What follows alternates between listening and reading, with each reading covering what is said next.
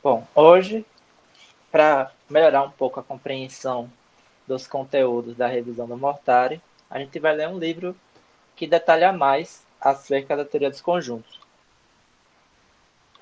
E o livro escolhido foi esse livro do Paul Ramos, que é a Teoria Ingênua dos Conjuntos. Como o objetivo é só aprofundar aquilo que a gente está vendo no Mortari, a gente vai pular a nota do tradutor e o prefácio. E a gente vai direto para a seção 1, que é o axioma da extensão. Se eu não me engano, o que vai ser relevante para o Mortari vai ser até a seção 8, que é funções, que é a página 32. Nesse livro dá prosseguimento, do 9 em diante, a teoria matemática dos conjuntos mesmo, com todas as suas consequências. Então, talvez fosse interessante, como leitura complementar, ler do 1 até o 8, já que o Mortari ele entende que ele está fazendo uma revisão e não propriamente ensinando teoria dos conjuntos. Esse livro começa de uma maneira fácil, mas ele, conforme você vai avançando, o nível de complexidade dele é exponencial. Então, sem muitas delongas, eu vou começar a leitura da primeira sessão. Seção 1. O axioma da extensão. Uma matilha de lobos, um cacho de uvas ou um bando de pombos são todos exemplos de conjunto de coisas. O conceito matemático de conjunto pode ser usado como fundamento para toda a matemática conhecida. O propósito desse pequeno livro é desenvolver as propriedades básicas dos conjuntos. Incidentalmente, para evitar monotonia terminológica, diremos, algumas vezes, coleção ao invés de conjunto. A palavra classe é também usada nesse contexto, mas há um pequeno perigo em fazê-lo. A razão é que em alguns tratamentos da teoria dos conjuntos, classe tem um significado técnico especial. Teremos ocasião de nos referir a isso outra vez um pouco mais tarde. Tá dando para ler nesse tamanho de fonte? Para mim tá tranquilo. Para você, Rayane. Poderia aumentar um pouquinho, porque hoje eu estou pelo celular e tá um pouquinho bem miudinho. Belezinha.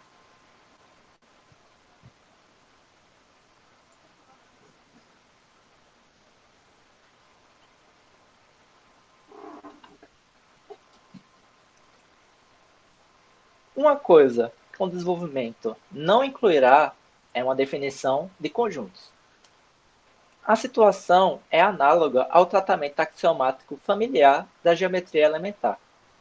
Aquele tratamento não oferece uma definição de pontos e retas. Em lugar disso, descreve o que se pode fazer com esses objetos. O ponto de vista semi-axiomático adotado supõe que o leitor tenha compreensão ordinária, humana, intuitiva e frequentemente errônea do que sejam os conjuntos. O propósito da exposição é delinear uma das muitas coisas que se podem fazer corretamente com eles. Conjuntos, como são usualmente conhecidos, ou melhor, concebidos, têm elementos ou membros. Um elemento de um conjunto pode ser um lobo, uma uva ou um pombo. É importante saber que um conjunto pode ele mesmo ser elemento de algum outro conjunto. A matemática está repleta de exemplos de conjuntos de conjuntos. Uma reta, por exemplo, é um conjunto de pontos. O conjunto de todas as linhas de um plano é um exemplo natural de um conjunto de conjuntos, de pontos. O que pode ser surpreendente é não tanto que os conjuntos possam ocorrer como elementos, mas que, para os propósitos matemáticos, nenhum outro elemento precisa ser considerado. Neste livro, em particular, estudaremos conjuntos, conjunto de conjuntos e estruturas semelhantes, algumas vezes de altura e complexidades assustadoras e nada mais. Como exemplos, poderemos ocasionalmente falar de conjunto de repolhos, de reis e coisas semelhantes. mas tal deve ser sempre entendido somente como uma parábola explicativa, e não como uma parte da teoria que está sendo desenvolvida. O conceito principal da teoria dos conjuntos, aquele em que estudos completamente axiomáticos é o principal conceito primitivo, não definido, é o de pertinência. Se X pertence a A, X é um elemento de A, X está contido em A, escrevemos essa notação. Uma observação breve, não decore esse terceiro. X está contido em A, em algumas interpretações, por exemplo, do Mortari, é uma outra relação que não é o de pertinência. Como pode dizer, a descrição de subconjunto do Mortari.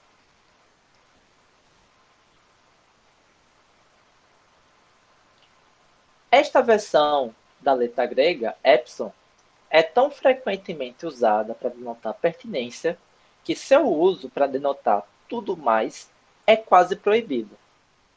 A maioria dos autores relegam epsilon para o seu uso na teoria dos conjuntos, sempre, e usam o outro epsilon quando necessita a quinta letra do alfabeto grego. Talvez uma breve digressão do emprego do alfabeto na teoria dos conjuntos possa ajudar. Não há razão compulsória alguma para o uso de letras minúsculas e maiúsculas, como no parágrafo precedente. Poder-se-ia ter escrito, e frequentemente escrever-se-á, coisas como X pertence a Y e A pertence a B. Quando possível, entretanto, indicaremos informalmente o status de um conjunto numa hierarquia particular sobre consideração por meio da convenção segundo a qual letras do começo do alfabeto denotam elementos e letras do fim denotam conjuntos que os contêm. Analogamente, letras de um tipo relativamente simples denotam elementos e letras maiores e retorcidas denotam conjuntos que os contêm. Exemplos: X pertence a A pertence a X e X pertence a C. Essa parte vocês não levam muito em consideração não, porque que nem ele segue essa convenção que ele está estabelecendo aqui.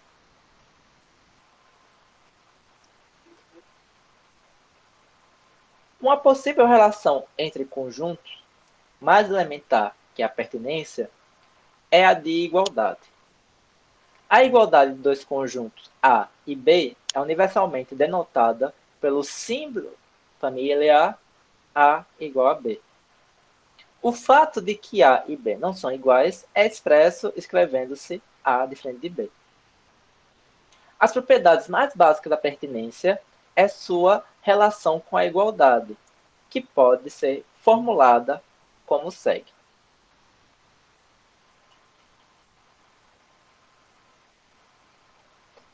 Axioma da extensão. Dois conjuntos são iguais se e somente se têm os mesmos elementos.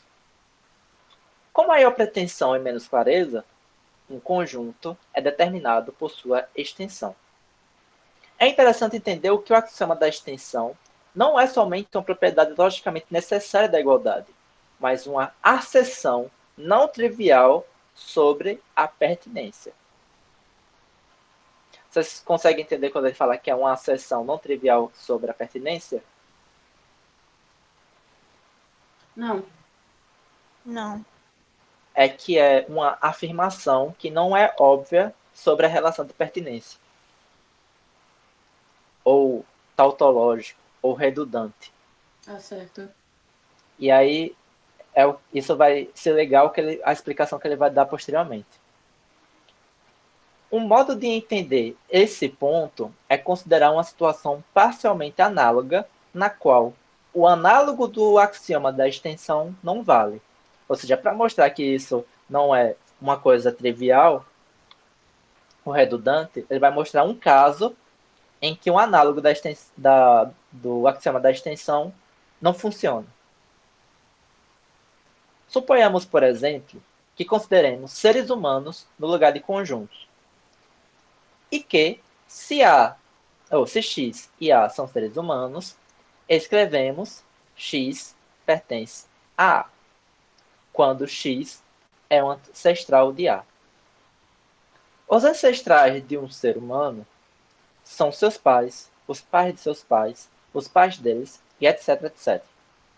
O análogo do axioma da extensão diria que, se dois seres humanos são iguais, então têm os mesmos ancestrais.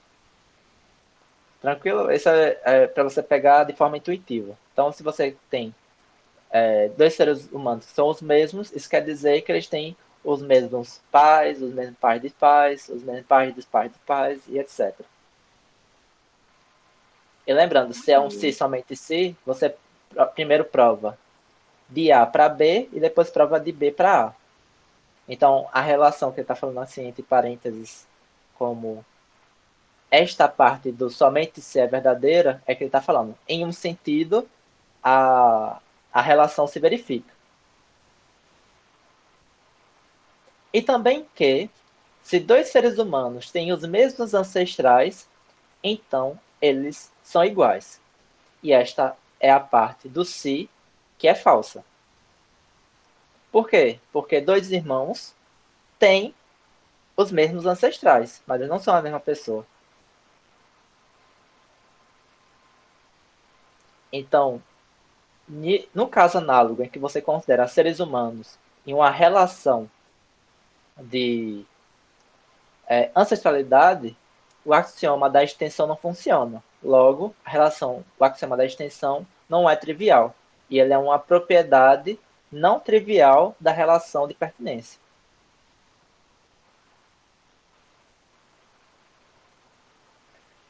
Se A e B são conjuntos, e se todo elemento de A é um conjunto de B, dizemos que A é um subconjunto de B, ou que B inclui A.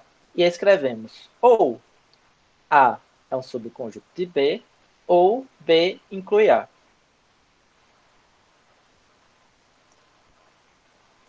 O enunciado da definição implica que cada conjunto deve ser considerado como sendo incluído em si próprio, ou seja, A é um subconjunto de A. Este fato é descrito dizendo que a inclusão de conjuntos é reflexiva. Notar que, no mesmo sentido da palavra, a igualdade também é reflexiva. Então, reflexiva é uma propriedade em que é válido, dado uma determinada relação, que um determinado objeto, vou chamar assim, se aplica a ele mesmo. Então, essa propriedade é reflexiva porque A é subconjunto dele mesmo. E a igualdade também é reflexiva porque A é igual a ele mesmo. Exemplos de relações que não são reflexivas. Ser irmão. Eu não sou irmão de mim mesmo. Então, ser irmão não é uma propriedade reflexiva. Se A e B são conjuntos, tais que A é subconjunto de B e A é diferente de B, a palavra próprio é usada. Subconjunto próprio, inclusão própria. Se A, B e C são conjuntos, tais que A está contida em B e B está contida em C, então A está contida em C. Este fato é descrito dizendo que a inclusão de conjuntos é transitiva. E esta propriedade é também compartilhada pela igualdade. Ô, Alan, Pode dizer. lá em cima, quando você leu que é um subconjunto de B ou que B inclui A, essa é a maneira adequada de se referir ao símbolo ou simplesmente falar que está contido funciona? No segundo, não. Porque no segundo, o que tem é a inversão desse símbolo.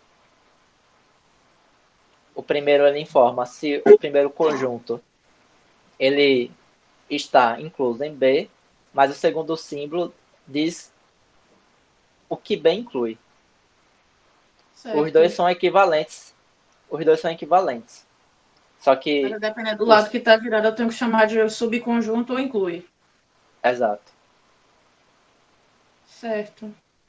Seria como assim? Você falar que A... Eu vou colocar nesses termos, né? A é um subconjunto de B e B é um sobreconjunto de A. Essa é uma terminologia usada, por exemplo. Tranquilo. É que mais pro final você leu como se fosse contido no final do parágrafo. Aí eu falei, oi? Confundi um Então, é pouco. porque o que está contido é o de cima. Certo. O de baixo aí inclui. O de baixo inclui. Beleza. B inclui A, ou B abrange A. Tudo que Certo. dá a noção que A é um subconjunto de B, só que B vem primeiro, você pode traduzir por isso aqui. Então, B inclui A, B abrange A. Tranquilo.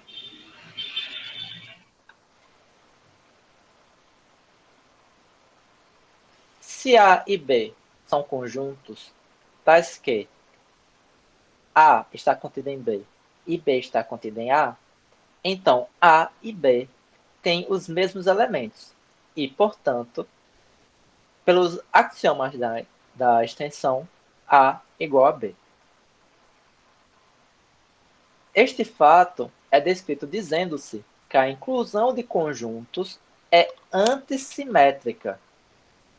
Nesse aspecto, a inclusão de conjuntos comporta-se diferentemente da igualdade.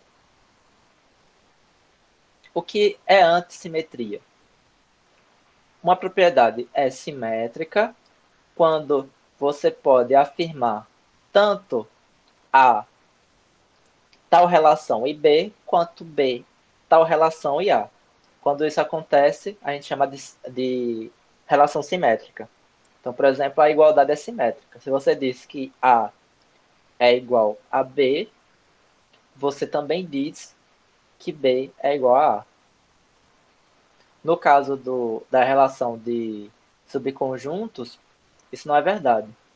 E quando isso acontece, ou seja, quando é verdadeiro afirmar que A está contido em B e B está contido em A, você pode concluir imediatamente que A é igual a B.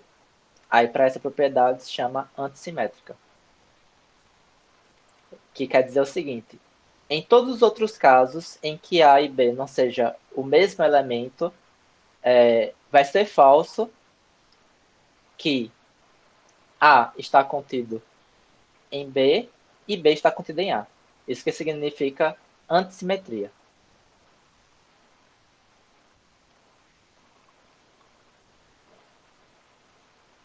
É significado em específico, porque também existe o assimétrico, que é uma relação diferente da antissimetria.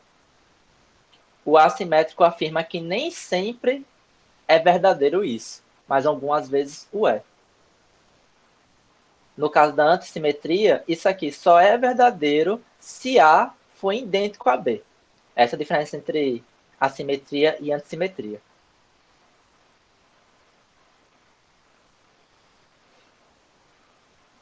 Neste aspecto, a inclusão de conjuntos comporta-se diferentemente da igualdade. A igualdade é simétrica no sentido de que, se A igual a B, então necessariamente B é igual a A. O axioma da extensão pode, de fato, ser reformulado nesses termos. Se A e B são conjuntos, então uma condição necessária e suficiente para que A igual a B é que A está contido em B e B está contido em A. Correspondentemente, quase todas as provas de igualdades de dois conjuntos A e B são separadas em duas partes. Primeiro, mostrar que A está contido em B e então mostrar que B está contido em A.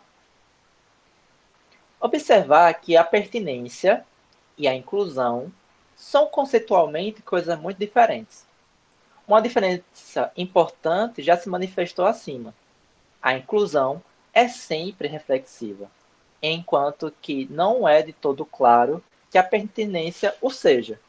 Isto é, A está contida em A é sempre verdadeira. A pertence a A é sempre verdadeira?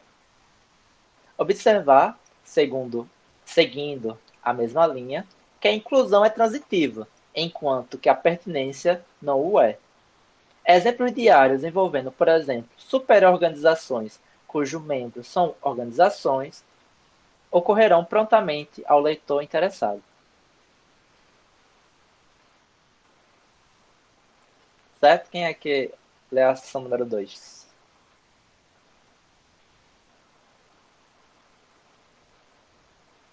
Posso ler. Belezinha? Vocês estão me ouvindo bem? Sim. Sim.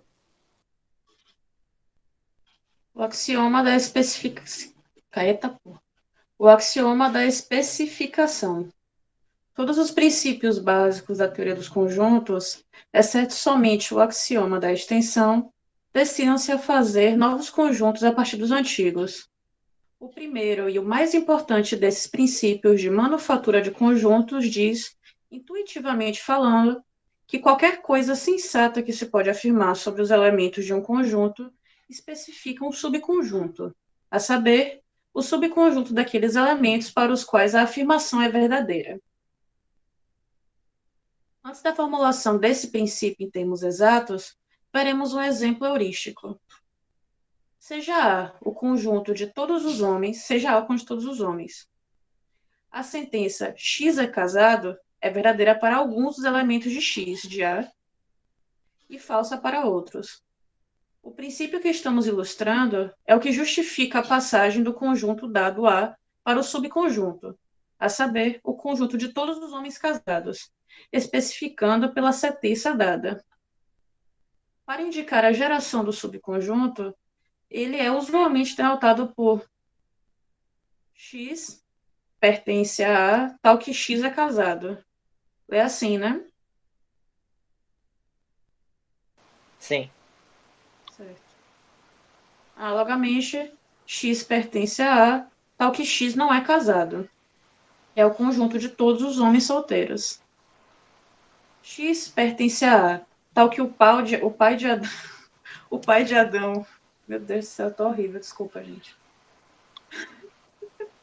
X pertence a A, tal que o pai de X é Adão. É o conjunto que contém Caim e Abel e nada mais. E X pertence a A, ao que X é pai de Abel. É o conjunto que contém Adão e nada mais. Cuidado! Uma caixa que contém um chapéu e mais nada não é a mesma coisa que um chapéu. E, do mesmo modo, o último conjunto nesta lista de exemplos não deve ser confundido com Adão. A analogia entre conjuntos e caixas tem muitos pontos fracos, mas algumas vezes dá um quadro auxiliar dos fatos. Espera um pouquinho, bora voltar aos exemplos lá em cima. Vamos.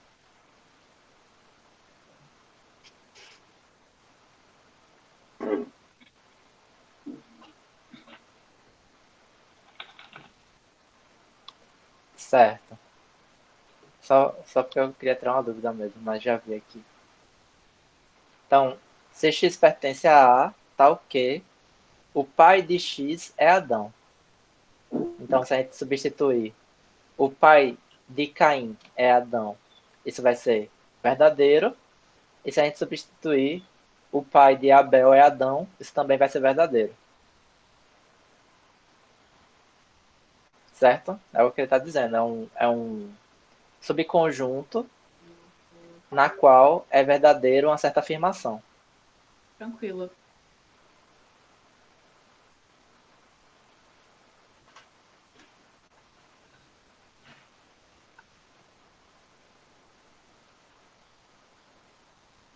Pode continuar? Pode sim. Tudo que está faltando para a formulação geral precisa que fundamente os exemplos acima é uma definição de sentença. Eis uma rápida e informal. Há dois tipos básicos de sentenças, a saber, asserções de pertinência, X pertence a A, e asserções de igualdade, A igual a B. Todas as outras sentenças são obtidas a partir dessas sentenças atômicas, por repetidas aplicações dos operadores lógicos usuais, sujeitas somente a um mínimo de cortesia para com a gramática e a não ambiguidade. Para tornar a definição mais explícita, mais longa, é necessário anexar a ela uma lista dos operadores lógicos usuais e as regras de sintaxe. Uma lista adequada e, de fato, redundante dos primeiros contém os 7 itens. E, ou no sentido de ou ambos, não, se, então, ou implica, se e somente se, para alguns, ou existe, para todo. Me permita uma observação? Por favor. Aqui, o importante dessa primeira parte, há dois tipos básicos de sentenças, que é X pertence a e A é igual a B. Isso aqui é postulado dessa maneira porque dois dos sentidos da predicação são esses dois. Então, quando você fala, por exemplo, que João é forte, ou você diz que João pertence ao conjunto de seres humanos forte, ou você diz que João é idêntico ao forte. No caso, nesse exemplo que eu dei, é óbvio, tá bom, não tão óbvio, mas é claro que o sentido do está no sentido de pertinência. Então, afirmar João é forte é dizer que João é um membro do conjunto de pessoas fortes. Mas, por exemplo, quando você fala que o presidente atual dos Estados Unidos é Biden, vocês acreditam que é a primeira ou a segunda relação que a predicação está expressando?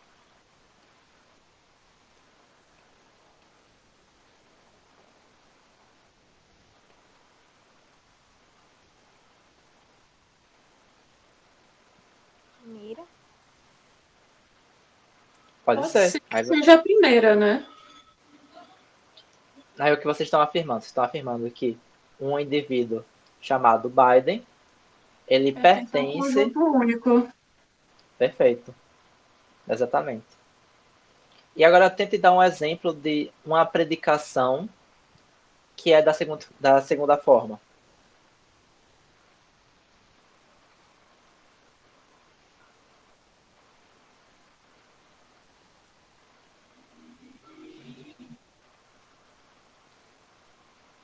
Eu tive dificuldade, para ser honesta, em entender que a força é igual ao João. Não, o que eu disse, para esclarecer meu exemplo, é que dado que ele postulou, João é forte, poderia ser interpretado de duas maneiras, que é essa primeira e essa segunda. Porém, no caso do João é forte, é claro que, na verdade, o sentido único aplicado é o primeiro, já que a gente não usa no segundo. Certo. O que eu quis mostrar no exemplo do João é que essas duas sentenças, elas são meio que expressando os sentidos que a gente pode atribuir a uma predicação. A gente pode atribuir uma predicação à relação de pertencimento ou à relação de igualdade. Certo. Por exemplo, se alguém chega nessa sala e pergunta quem é Cyril Simons? Aí alguém responde, Cyril Simons é Alan. Também ocorreu uma predicação. Só que, muito provavelmente, é uma predicação da segunda forma, que é você dizer que o nome Cyrus e o nome Alan designa a mesma pessoa. Isso aqui tem como base, em linhas gerais, Frege. Frege faz uma análise da cópula E, dizendo os vários sentidos que ela pode ter. E duas delas inclui essa daqui, que ele está colocando. Agora, para o Mortari não funcionaria falar que se o Simons é Alan, só no sentido de nome, pelo menos, né? Ok. Entendi. Eu estava lembrando daquela parte que ele comenta que não dá pra gente chamar o nome, da igualdade do nome é a mesma coisa, entende? Não, tem como elaborar um pouquinho mais? Deixa eu pegar uma colinha. Beleza.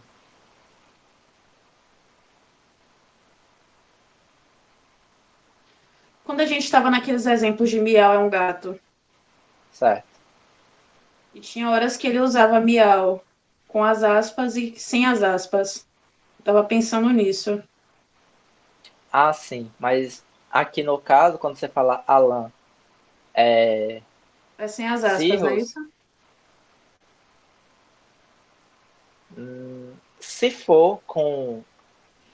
Não, é sem as aspas. É sem as aspas. É sem as aspas. Nos dois lados é sem as aspas. Uhum. Vocês estão falando de uso e menção, né? É, usa menção. Uhum. Assim. Por que eu falei isso? Porque ele disse o seguinte: todas as outras sentenças são a partir dessas sentenças atômicas. Então, essas são as sentenças mais básicas que você pode formular em teoria dos conjuntos. Não há sentenças mais simples em teoria dos conjuntos, a não ser essa primeira e essa segunda.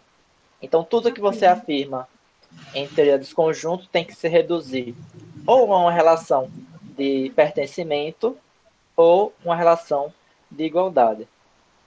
E aí, se você quiser pegar a linguagem popular e transformar em uma linguagem de conjuntos, você faz essa análise da cópula E, ou da predicação. Tem Agora eu certos entendi melhor o procedimento que você fez para resolver as primeiras atividades da reunião anterior. sim, envolve esse tipo de transformação. Uhum. E isso aqui tem um certo cunho aristotélico, né? Porque praticamente diz que a unidade mais básica da sentença ela é composta de um sujeito e um predicado.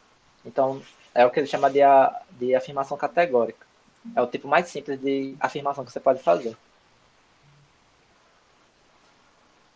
Isso aqui vai levar a alguns problemas que a gente vai ver posteriormente. Mas, por enquanto, se acreditava que toda relação de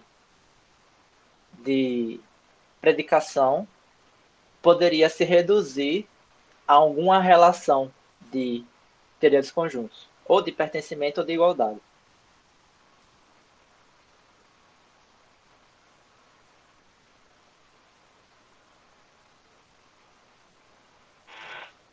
Ah, isso pode ser útil na hora que vocês estão querendo formalizar um argumento, sei lá, qualquer, em um livro que vocês estão lendo. Sim, sim.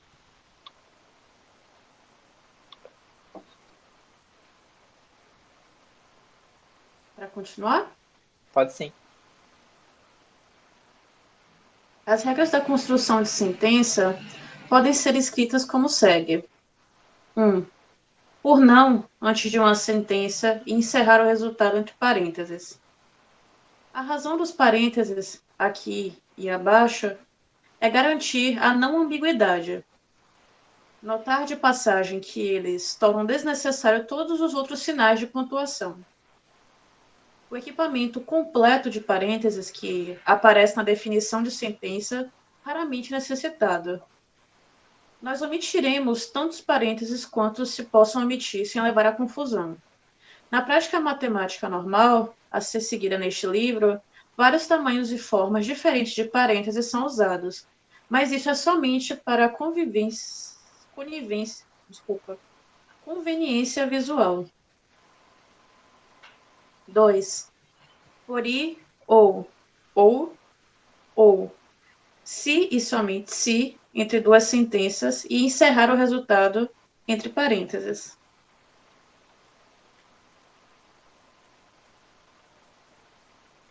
3. Substituir as marcas implica. Implica? É? Não, é como se fosse um vazio, é um travessão. Certo. Substituir as marcas travessão em se, então, por sentenças e encerrar o resultado entre parênteses. 4.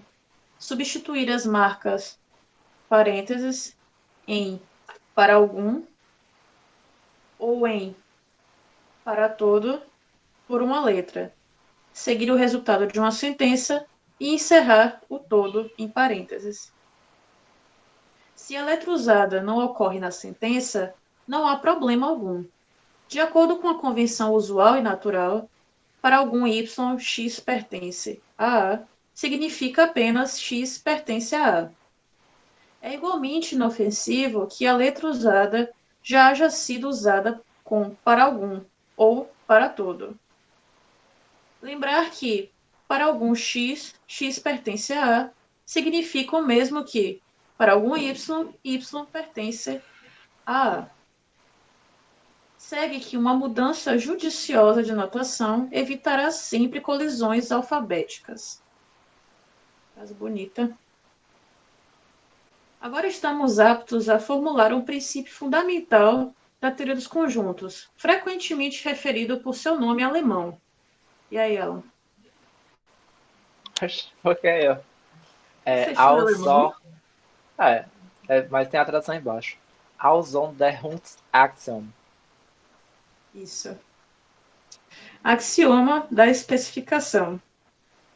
A todo conjunto A e a toda condição S de X corresponde um conjunto B, cujos elementos são exatamente aqueles elementos X de A para os quais S de X vale.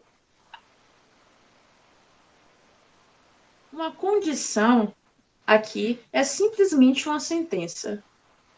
O simbolismo pretende indicar que a letra X está livre na sentença S de X.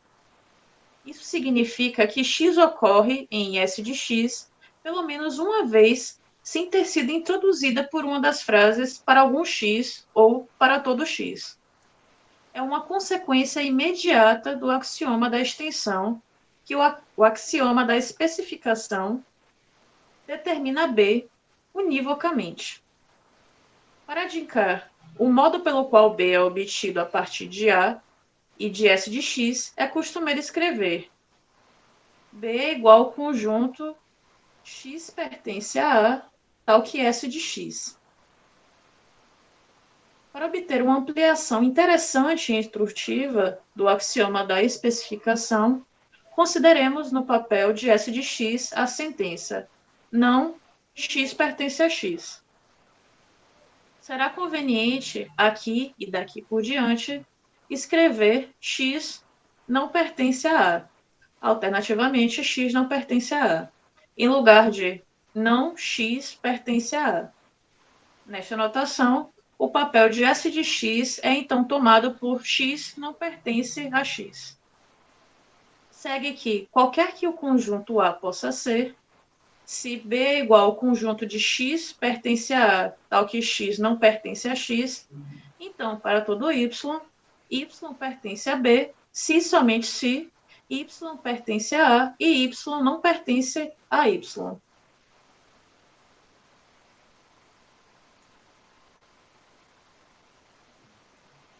Pode acontecer B pertence a A? Vamos proceder à prova de que a resposta é não. De fato, se B pertence a A, então, ou B pertence a B, também improvável, mas não obviamente impossível, ou B não pertence a B. Se B pertence a B, então, por asterisco, a hipótese B pertence a A dá B não pertence a B uma contradição. Se B não pertence a B, então, por asterisco, outra vez, a hipótese B pertence a A dá B pertence a B, uma contradição de novo. Isso completa a prova de que B pertence a A é impossível, e então devemos ter B não pertence a A. A parte mais interessante dessa conclusão é que existe algo, a saber, B, que não pertence a A. O conjunto A neste argumento era inteiramente arbitrário. Nós provamos, em outras palavras, que nada contém tudo. Ou, mais espetacularmente, não há universo. Universo é aqui usado no sentido de universo do discurso. significando em qualquer discussão particular um conjunto que contém todos os objetos que entram naquela discussão. Em tratamentos antigos, pré-axiomáticos, da teoria dos conjuntos, a existência de um universo era aceita como verdadeira, e o argumento do parágrafo precedente era conhecido como paradoxo de Russell.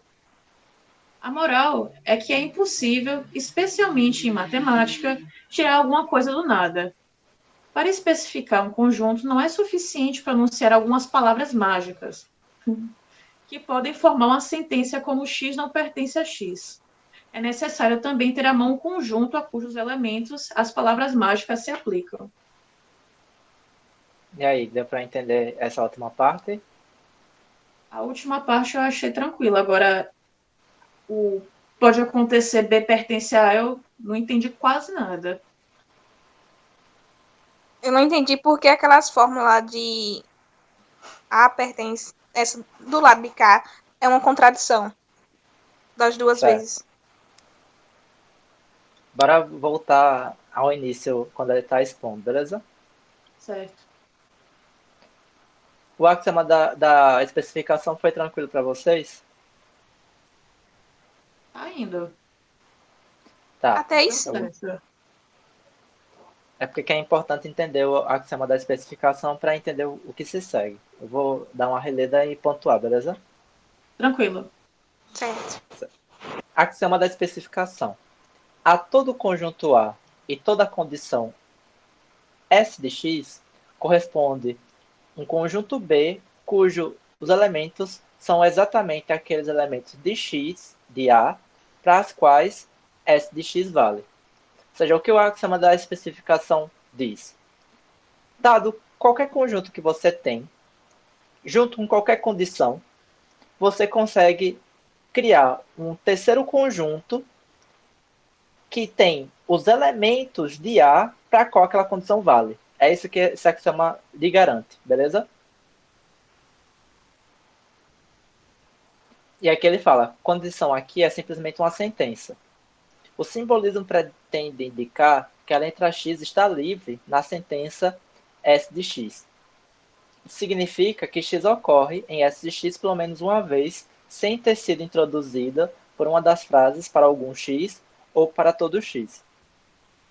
Isso aqui de x está livre é o que na matemática chama de variável livre. As outras variáveis, quando você vê ligadas a um quantificador, elas são chamadas de variáveis aparentes. Por quê?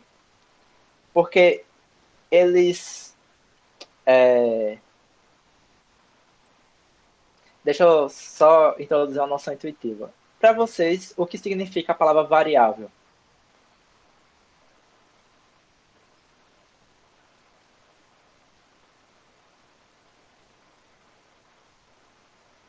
Quero É me arriscar, intuitivo. não. Quero me arriscar, não. Rayane? Nem eu, hein? Falando.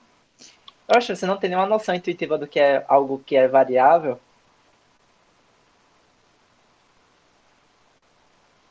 Variável é aquela coisa que varia, né? Certo, mas o que é variar?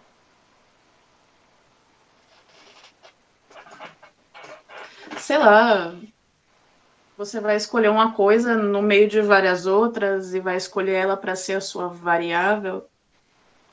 Pode ser. Ou uma outra ideia intuitiva é tipo falar do seguinte, olha, apesar de eu atribuir um determinado valor, eu poderia ter escolhido qualquer outro valor para calcular. Ou seja, também esse valor oscila. No geral, a gente tem uma ideia de variável para uma grandeza que não é fixa, que ela de fato vai mudando constantemente em conformidade com o que você está avaliando. É isso que a gente geralmente chama de variável. E por que Repete, por favor. essa é uma noção intuitiva. A gente dá o nome de variável a quando a gente está lidando com a grandeza que não é fixa, que não é constante. Ou seja, ela não tem um valor fixo em todos os casos. Ela oscila de valor a depender da situação. Geralmente é isso que... Esse é um conceito que foi extraído na física, na verdade, o conceito de variável. Mas na matemática as coisas são um pouquinho mais complexas, porque a gente utiliza letras, como x, y e z, que elas estão ligadas a certos quantificadores para todo e algum, sendo que o sentido, quando elas estão ligadas a esses quantificadores, não é de oscilação. Por exemplo, se você fala, existe um x, tal que x obedece a uma determinada condição, o valor verdade dessa sentença ela é fixa. Da mesma forma de para todo x, dado uma condição. Ou seja, todo homem é mortal é verdadeiro, independente do homem que você pegue. Certo? Ok. Apesar de que quando a gente formular, a gente vai colocar para todo x, se x é homem, logo x é mortal. Esse x, você pode variar o quanto quiser. O valor de verdade dessa sentença é fixo. Então, por isso que a gente dá o nome de variável aparente. Porque é uma variável em que, apesar de você poder considerar diversos argumentos diferentes, o que ela está medindo é uma coisa fixa. Então, ela não é uma variável autêntica.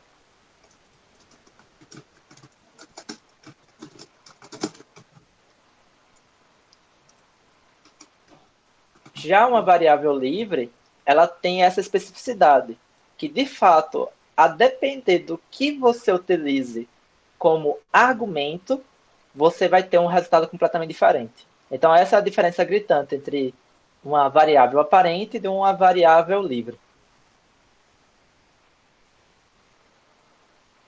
Por exemplo, vou subir aqui.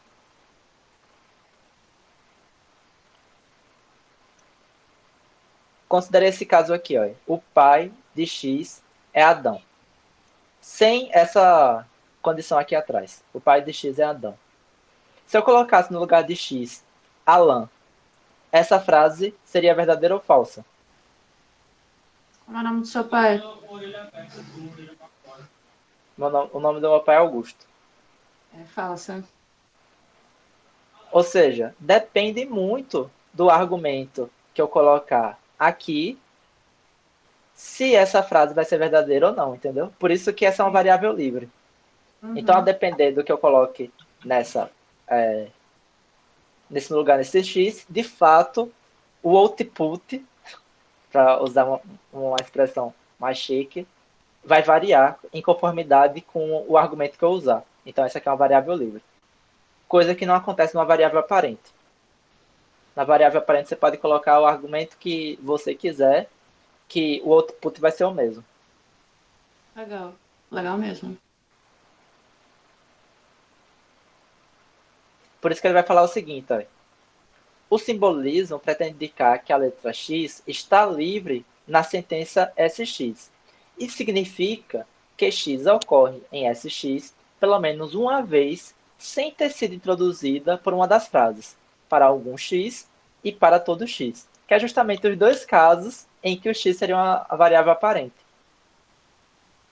Certo. É uma consequência imediata do axioma da extensão que o axioma da especificação determina B univocamente. O que ele quer dizer com isso?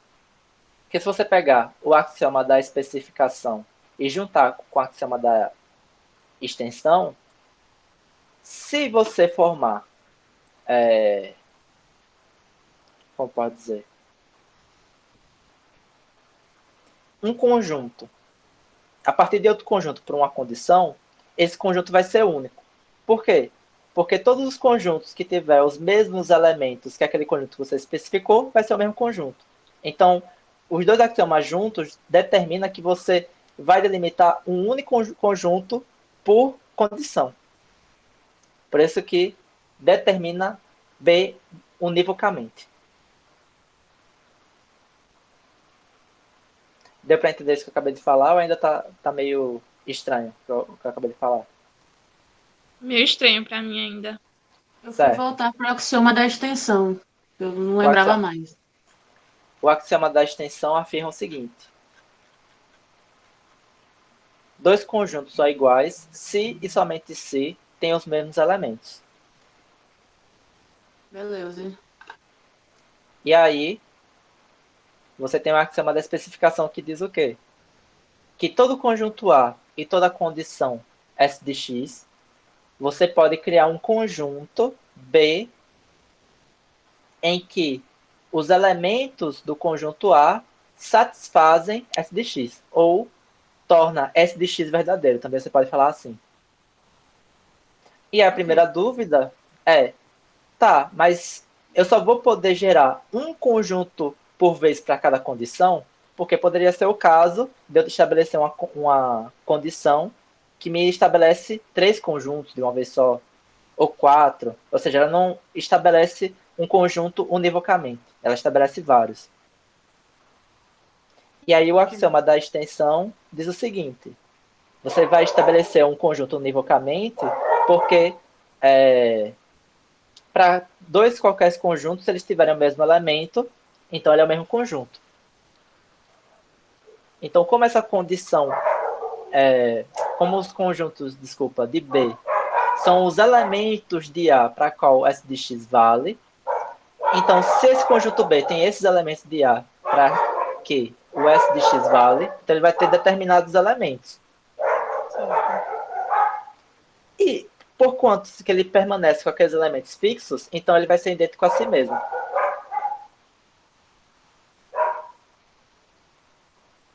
Por isso que é uma contradição, o conjunto A anula os elementos do conjunto B? Não, ainda a gente não chegou nesse ponto. Estava explicando por que é univocamente. Bora pensar num caso em específico. Pegue o conjunto de seres humanos em uma condição em que, sei lá, caramba, eu só penso em exemplo trivial. Mas vou colocar mesmo assim. Que uma condição em que é solteiro. Então, dado o conjunto de seres humanos e a condição é solteiro, você pode especificar um conjunto B tal que os elementos de A, não, para os quais, desculpa, os elementos de A vale a afirmação é solteira. Logo, eu defino o conjunto. Eu defino o conjunto dos seres humanos solteiros. E A, sei lá, pode ser com os seres humanos. Então, A é o conjunto de seres humanos nesse caso. Certo. Pode pegar qualquer outro exemplo. Cria um exemplo vocês agora. Sei lá. A é o conjunto de mamíferos. Certo. E B é o conjunto de humanos. E S de X pode ser bípedes, não sei.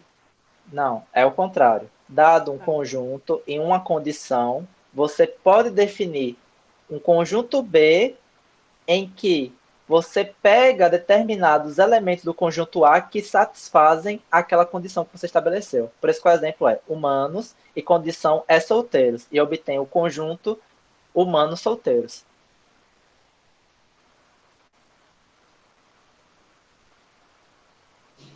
Certo, mas homem não é um tipo de mamífero, amigo. Mas você fez a relação inversa. Você pegou o conjunto de mamíferos, você estabeleceu um conjunto B e tentou achar uma condição S de X. Na verdade, a relação é o contrário. Você estabelece um conjunto maior, por exemplo, de mamíferos, e você estabelece uma condição. Olha, dentro dos conjuntos de mamíferos, eu quero selecionar aqueles que põem ovos. Logo, qual foi o conjunto que eu obtive? Ornitorrincos. O ornitorrincos, exatamente. É isso que esse axioma está dizendo. Axioma, por isso que o nome, axioma da especificação. Dado um conjunto maior em uma condição específica, você consegue delimitar um conjunto B. Entendi. Acho que eu entendi. E aí o que esse axioma da especificação, junto com o axioma da extensão, garante é que esse conjunto que você vai garantir quando você fazer a especificação vai ser um único conjunto. Você não vai especificar 3 conjuntos diferentes. Certo. Eu acho que agora foi. Rayane, você quer... Posso? Tá, vai. Não, pode dizer. Fica à vontade. Não, fala primeiro. Não, eu ia pedir para a Rayane também bolar um exemplo. Eu ia Eu tentar ainda bolar queria outro, entender mas um vai na pouquinho frente. sobre o exemplo que a Mari deu. Ficou ainda um pouco estranho para mim. É porque tá errado. Não, eu queria saber a É, explicação mesmo que o Alan falou, a troca, como seria. sim, é porque a lógica do axioma da extensão é você delimita um conjunto maior e você pega uma condição que seleciona determinados indivíduos desse conjunto maior para formar um outro conjunto. É isso que o axioma estabelece. O que Mari tentou fazer é pegar um conjunto maior e um conjunto menor e tentar deduzir uma condição. O axioma ele não faz isso, é o contrário. O axioma ele pega um conjunto maior, você dá uma condição e você obtém um conjunto menor dada essa condição. Aí o exemplo que eu dei para baseado no Mari é o seguinte: você tem um conjunto maior dos mamíferos, mas você quer um mamífero que é o quê? Você quer um mamífero que põe ovos. Então você coloca a condição X põe ovo. Logo, qual conjunto você obtém? Dos ornitorrincos. Tá, acho que eu entendi agora. Você pode O dar um outro exemplo? exemplo seria se. Vai. Não, pode ficar à Ah, vontade, Mari. Tá falando muito na frente, tá eu não feio. consegui pensar em nenhum agora, não. Vá, Mari, qualquer coisa eu falo daqui a pouco. Não, eu pensei em animais aquáticos, só que aí eu quero tirar os que são mamíferos. Aí eu posso pegar e botar os animais, tipo golfinho, baleia, no conjunto B. É isso? Exatamente. Foi. Aí você, Sem uma fada, você, Alan. aí você pega, no exemplo que você está dizendo, o conjunto de animais aquáticos. E qual é a condição? X é mamífero. Logo, Uhum. qual vai ser o conjunto resultante? O conjunto que tem como membros as baleias, os golfinhos. Eles participam de uma classe em específica em biologia, mas eu não sei o nome. Aí você vai obter essa classe em específico. É assim que funciona esse axioma. É assim que se chama axioma, por exemplo. Eu queria saber só o nome mesmo. Esse conjunto maior que define uma condição específica e tem um conjunto menor. Como é que isso se chama? Não, você tem um conjunto maior e aí você pega uma condição para selecionar indivíduos desse conjunto maior para formar um outro conjunto. Por exemplo, você tem uma turma de 50 pessoas e aí você não quer falar das 50 pessoas, só quer falar agora das pessoas que pertencem a essa sala que tem cabelo comprido. E aí você estabelece arbitrariamente que cabelo comprido, não importa muito esse caso. E aí, dado o conjunto maior de pessoas da sala, mais a condição que é o X tem cabelo comprido, você obtém um outro conjunto a partir do conjunto maior, que é o conjunto das pessoas que fazem parte daquela sala que tem um cabelo comprido. É isso que o axioma da especificação faz. Entendi, agora eu entendi.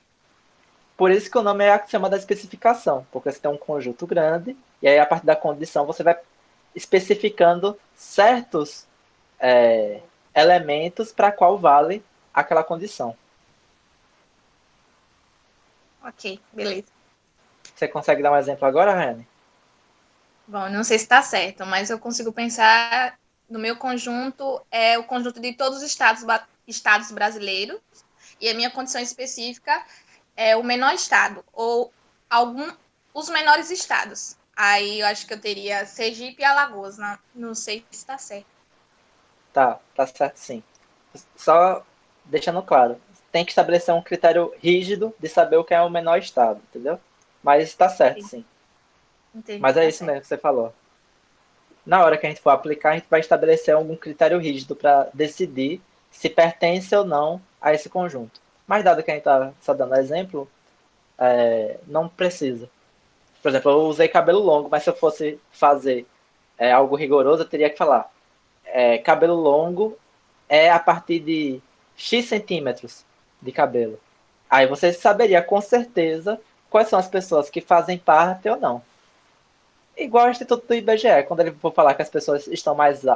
As pessoas classificar em pessoas altas, médias e baixas, tem que colocar alguma quantidade na qual, se você for maior do que aquela quantidade, você é pessoa alta, se não, você é pessoa média ou baixa. É uma parte que é uma coisa que faz parte da especificação. Mas é isso, em linhas gerais. Ok, Certo? Então, certo.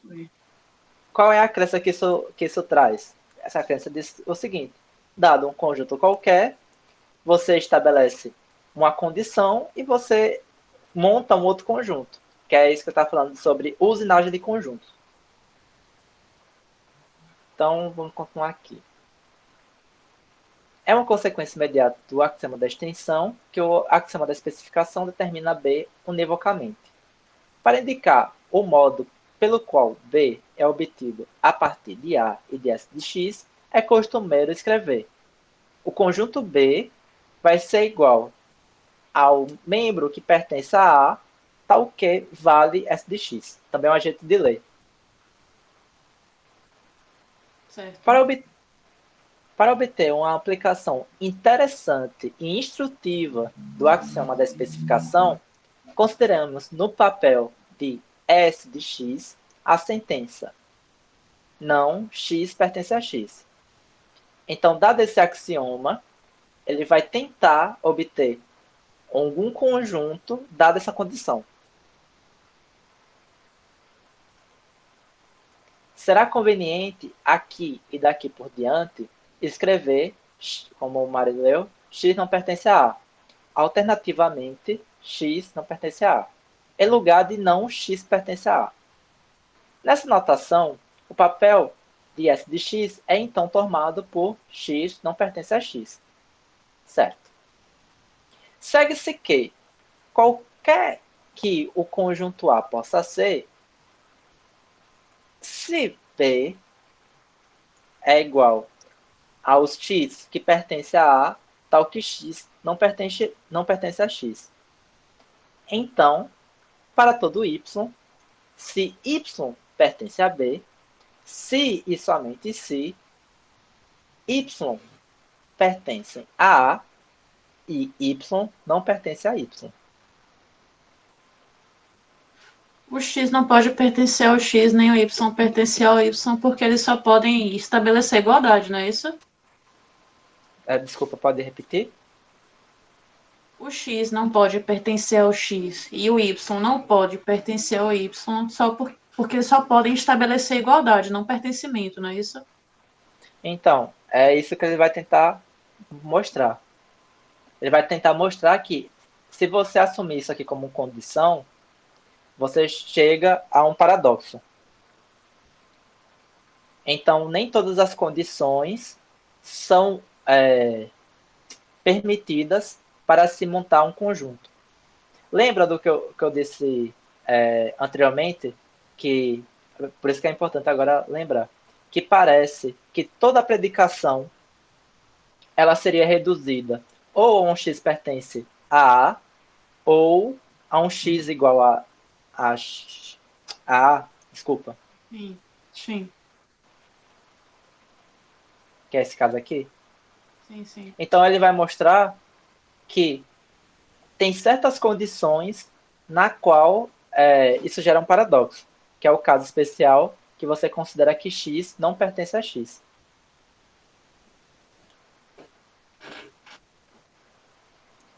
Então não é qualquer condição S de x que está permitido para fazer esse tipo de conjunto. Vai precisar de uma restrição. Do jeito que está formulado, não existe nenhum impedimento de a gente colocar esse tipo de condição. Esse é o ponto, entendeu? Certo. Porque, por exemplo, ele só perguntou se é verdadeiro que x pertence a x, mas ele não colocou nenhum impedimento. Está no A ainda. Certo? Ele perguntou onde? Desculpa.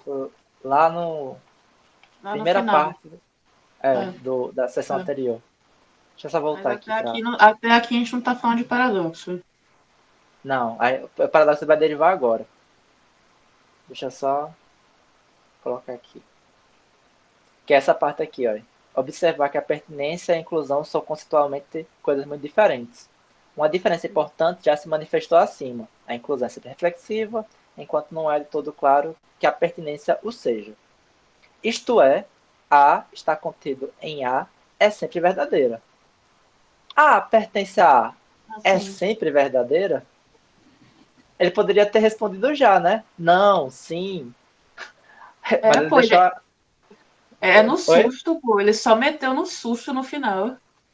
Foi Sim. super despreparado, pensando que ele tá Sendo sua fadinha, do nada, Tami. Então, foi o que ele falou. Ele vai dar um exemplo da importância do axioma da especificação para mostrar que se a gente admitir coisas desse tipo, a gente obtém um paradoxo. E é isso que ele vai tentar fazer. A primeira coisa que ele fez foi aplicar o axioma da especificação para definir esse conjunto B e colocar como condição desse conjunto B se o X, não, que X não pertence a ele mesmo. Aí, essa é a condição S de X, no caso. E esse Y pertence a B, ele aparece porque a gente sabe que, dado um conjunto, a gente tem que decidir se um determinado elemento pertence ou não a esse conjunto. E aí ele coloca essa condição aqui embaixo, que é isso que a gente está vendo. Agora, essas condições são arbitrárias ou são necessárias, Alan? Como assim arbitrário necessário? Eu não entendi muito bem. Quando ele fala que X não pertence a X, é uma condição que ele colocou arbitrariamente como uma simples variável livre ou é uma coisa necessária para quando a gente for montar sentenças? Eu acho que ainda não entendi, mas eu vou tentar explicar em cima de algo que eu entendi.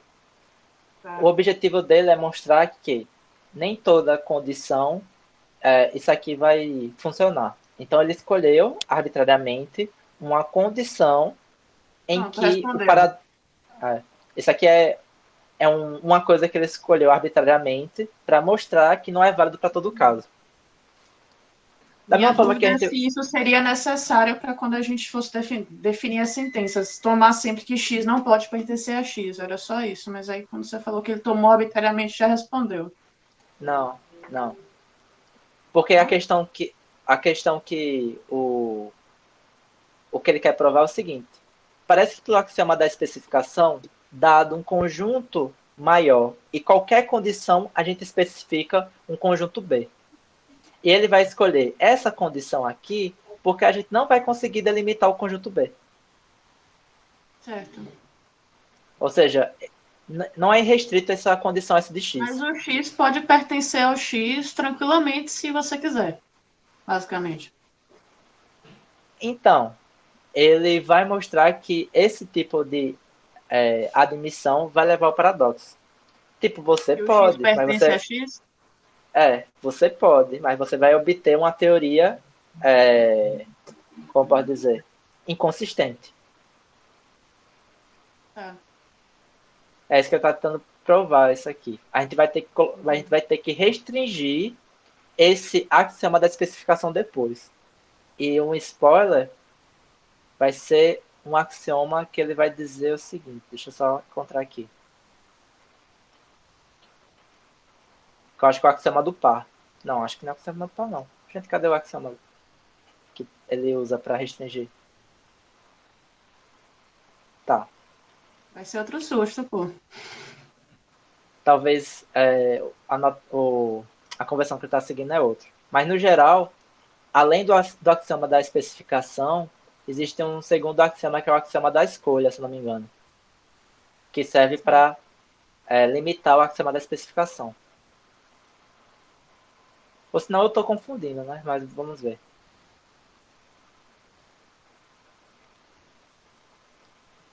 Tá. Então ele pegou arbitrariamente essa condição, porque é essa condição que vai permitir a contradição. Então é um arbitrário que ele escolheu porque ele sabe onde vai resultar essa arbitrariedade. É tipo tentar mostrar por contra-exemplo. Você tem uma afirmação universal e você escolhe um caso arbitrário que você sabe que vai contrariar aquela condição universal. É a mesma coisa que ele vai tentar fazer aqui. Então, dado que ele definiu B por isso, e essa condição ele estabeleceu arbitrariamente que a x não pertence a x, então você tem o quê? Se um y pertence a B, ele vai ser um y pertencente a A, na qual é válido o quê? Y não pertence a Y. Por quê? Por causa do axioma da especificação. Ou seja, se um x, ou se um y pertence a B, significa que o y pertence ao conjunto maior e ainda o y satisfaz a condição estabelecida. Uhum. Por isso que ele faz essa linha aqui adicional. E aí aqui vem a pergunta. Pode acontecer do B pertencer a A? Veja que interessante. O onívoro, o ornitorrinco, pertence ao conjunto dos mamíferos? Sim. Os seres humanos solteiros pertencem ao conjunto dos seres humanos? Sim. Eu estou pegando os exemplos que a gente deu retroativamente. Sim. Ou seja, geralmente o que acontece é que o B ele é sempre um subconjunto de A. Certo. Mas aqui a pergunta muda. Ele está perguntando, pode ser B um elemento de A? Ele está perguntando se o conjunto B está dentro de A. Como elemento, exatamente. E aí não tem como ser. Aí é que ele vai verificar. Vamos proceder à prova de que a resposta é não. De fato, se B pertence a A, então ou B pertence a B, também, improvável, mas não obviamente possível, ou B não pertence a B. Se B pertence a B, então, por asterístico, eu só não sei onde está esse asterístico, acho que é esse aqui. Então, se B pertence a B, isso quer dizer que B pertence a A e B não pertence a B. Percebeu a estratégia? Acho que sim. Vou voltar aqui embaixo. Volta. Pode acontecer de B pertencer a A, ou seja, dado esse conjunto, pode ser o caso que esse B seja elemento do conjunto A. Então vamos ver. Uhum. Se B pertence a A, então ou B pertence a B, ou B não pertence a B. Então vamos lá voltar. Se B pertence a A, Tá indo mais devagar a tela e sua leitura. eita, então deixa eu ver se eu... Tá na Tá. 8 agora. Pode acontecer de B pertencer a A, vamos proceder à prova de que a resposta é não. De fato, se B pertence a A, então ou B pertence a B, também, Certo. improvável, mas não, obviamente, impossível, ou B não pertence a B. Bora analisar o primeiro caso. Por que não impossível B pertencer a B? Ele só está dizendo que inicialmente não parece impossível isso acontecer. Certo.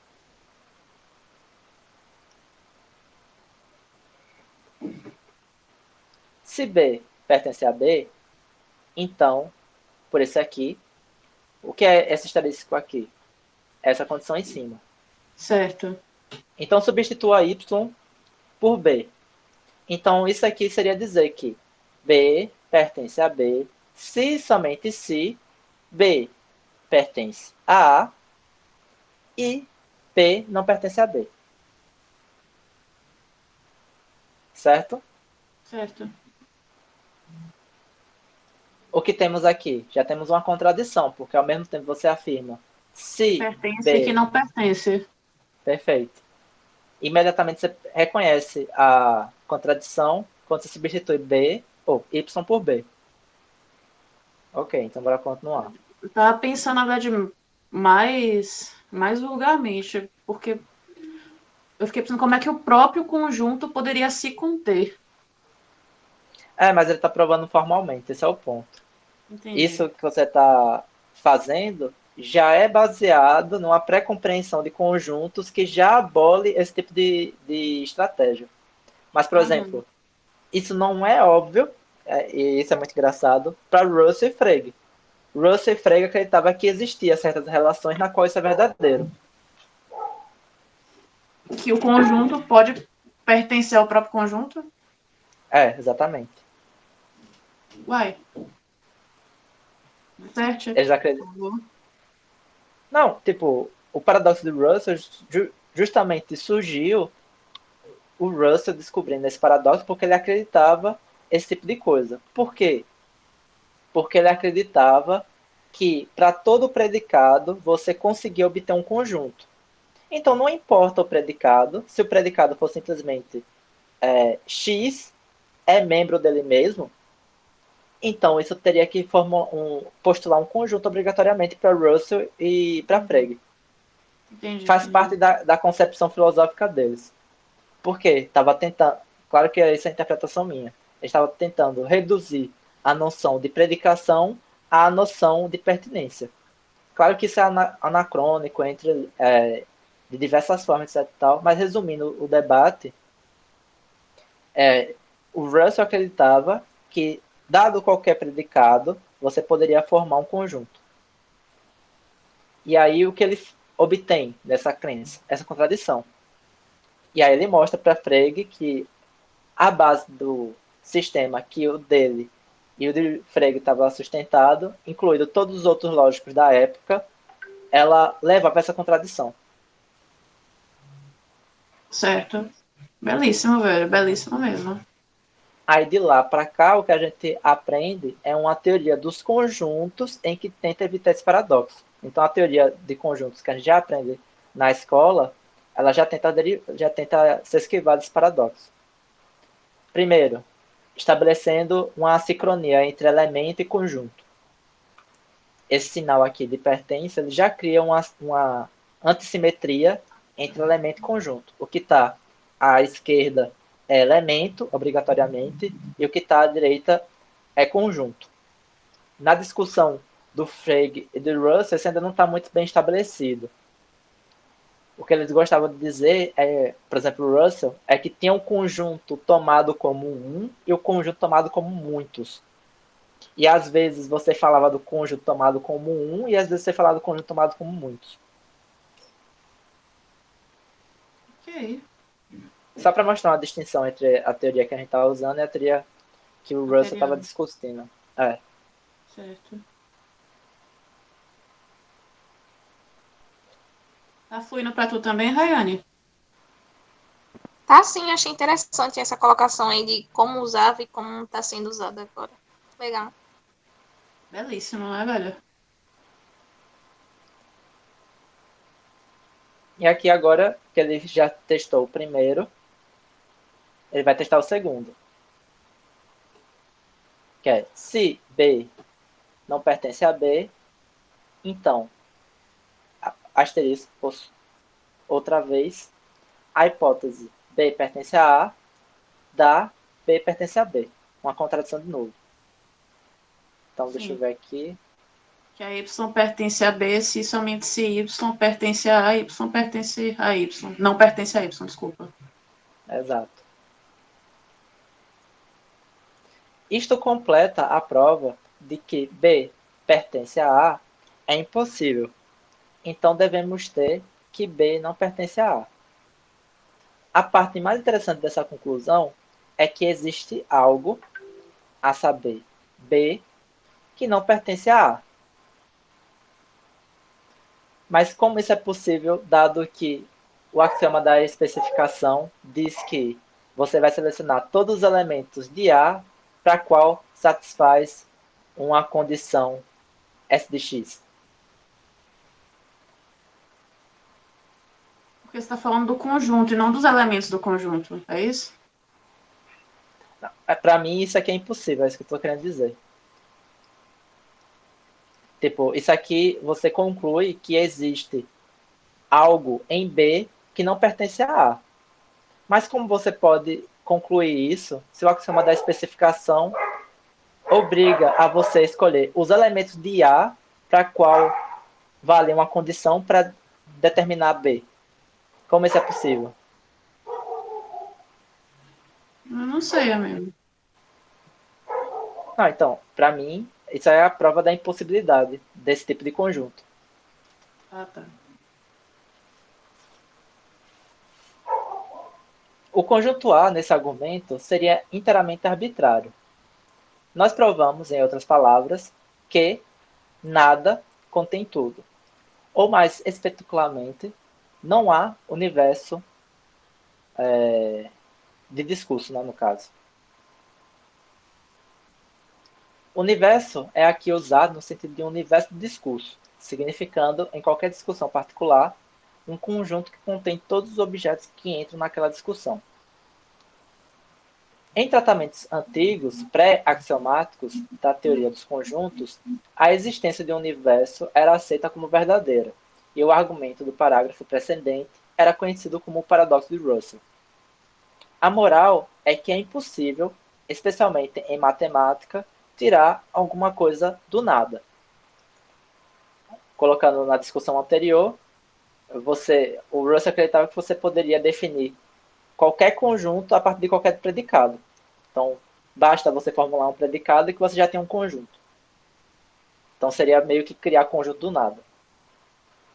Para especificar um conjunto, não é suficiente pronunciar algumas palavras mágicas, ou seja, formular alguns predicados. Eu estou tentando trazer para a discussão do Russell, que podem formar uma sentença como X não pertence a X, que é o predicado que dá problema.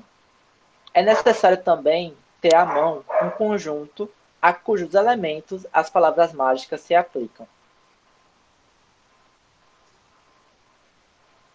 Belíssimo. Esse parágrafo devia vir antes. Provavelmente. Bora começar a ler a seção 3, então? Eu topo. E aí, Rayane, você se disponibiliza de maneira coercitiva? Tá quase Antônio Carlos você, cuidado, viu? Não for Piaget, é Pinochet.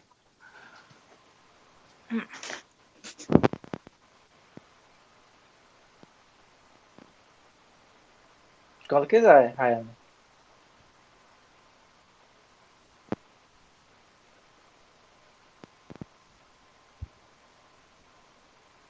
Tá Esse com o problema no Pinochet não áudio, é? colou não, viu?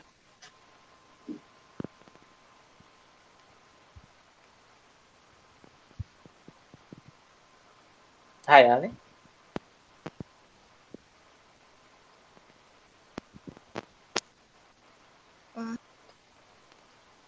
Mari, Alan, agora Agora estão foi. conseguindo me ouvir? Agora foi. Agora sim. Que bom. Seção 3. Pares não ordenados. Por tudo que foi dito até aqui, poderíamos estar operando num vazio. Para dar à discussão alguma substância, vamos agora oficialmente assumir que existe um conjunto. Como mais tarde formularemos uma hipótese existencial mais profunda e mais útil, esta hipótese desempenha somente um papel temporário. Uma consequência dessa hipótese aparentemente inócua é que existe um conjunto sem nenhum elemento. Realmente, se A é um conjunto, aplica-se o axioma da especificação. A como a sentença de X é diferente de X, ou, para o que interessa, com qualquer outra sentença universalmente falsa. O resultado é o conjunto. X pertence a A, tal que X é diferente de X. E esse conjunto, evidentemente, não tem elementos. O axioma da extensão implica que pode existir somente um conjunto sem elementos. O símbolo usual para esse conjunto é vazio. O conjunto é chamado conjunto vazio. O conjunto vazio é um subconjunto de todo o conjunto, ou, em outras palavras, conjunto vazio está contido em A para todo A? Exato. Para estabelecer isto, poderíamos argumentar como segue. Deve-se provar que todo elemento do conjunto vazio pertence a A. Como não há elementos em vazio, a condição é automaticamente satisfeita. O raciocínio é correto, mas talvez insatisfatório. Como ele é um exemplo típico de um fenômeno frequente em uma condição valendo no sentido vácuo, deve ser dada uma palavra de advertências, como S de... Calma. Para para o leitor inexperiente. Para provar que alguma coisa é verdade, para o conjunto vazio, prova-se que ele não pode ser falsa. Como, por exemplo, pode ser falso que o vazio está contido em A. Pode ser falso que o vazio está contido em A. Isto é falso somente se o conjunto vazio tem um elemento que não pertence a A. Como um vazio não tem elementos, isso é um absurdo. Conclusão: vazio está contido em A não é falsa e, portanto, vazio está contido em A para todo A. Tem como voltar? Eu me perdi aqui um pouquinho. Sim. É só no início daqui embaixo mesmo, mas nessa questão do vazio, da outra parte. Ah, na outra parte? Isso aqui. Só para voltar. Para provar que alguma coisa é verdade, para o conjunto vazio, prova-se que ela não pode ser falsa. Como, por exemplo, pode ser falso que o conjunto vazio está contido em A. Isto é falso somente se o conjunto vazio tem um elemento que não pertence a A. Como o conjunto vazio não tem elementos, isso é absurdo. Conclusão: o conjunto vazio está contido em A não é falsa e, portanto, o conjunto vazio está contido em A para todo A. Entendi. A teoria dos conjuntos desenvolvida até aqui é ainda uma coisa bastante pobre. Por tudo que se sabe, há somente um conjunto e este é vazio. Há conjuntos suficientes para assegurar que todo conjunto é um elemento de algum conjunto. É verdade que para dois conjuntos quaisquer, há um terceiro ao que ambos pertencem. E quanto aos três conjuntos, ou quatro, ou um número qualquer, precisamos de um novo princípio de construção de conjuntos para resolver tais questões. O seguinte princípio é um bom começo: axioma do par não ordenado. Para dois conjuntos quaisquer, existe um conjunto a qual ambos pertencem. Notar que isto é exatamente a resposta afirmativa para a segunda questão acima. Para sossegar os que se preocupam, vamos apressar-nos em observar que palavras como 2, 3 e 4, usadas acima, não se referem aos conceitos matemáticos que levam aqueles nomes, os quais serão definidos mais tarde. Presentemente, tais palavras são meramente as abreviações linguísticas ordinárias de alguma coisa e então mais alguma coisa, repetida um número apropriado de vezes. Então, por exemplo, o axioma do par, em forma não abreviada, diz que se A e B são conjuntos, então há um conjunto em A tal que A pertence a A e B pertence a A. Uma consequência, de fato, uma formulação equivalente do axioma do par é que para dois conjuntos quaisquer existe um conjunto que contém ambos e nada mais. Realmente, se A e B são conjuntos e se A é um conjunto tal que A pertence a A e B pertence a A, então pode-se aplicar o axioma da especificação para A com a sentença x é igual a A ou x é igual a B. O resultado é o conjunto x pertence a A, tal que x é igual a A ou x é igual a B. E esse conjunto, evidentemente, contém somente A e B. O axioma da extensão implica que pode haver somente um conjunto com essa propriedade. O símbolo usual para esse conjunto é A, aqui eu não sei, gente, A, vírgula. Como é que chama aqui? A. É o conjunto cujos os elementos são os conjuntos A e B. A e B. Tá. O conjunto é chamado par, ou por comparação enfática com o conceito subsequente, par não ordenado, formado por A e B. Se temporariamente nos referimos à sentença x é igual a A ou x é igual a B,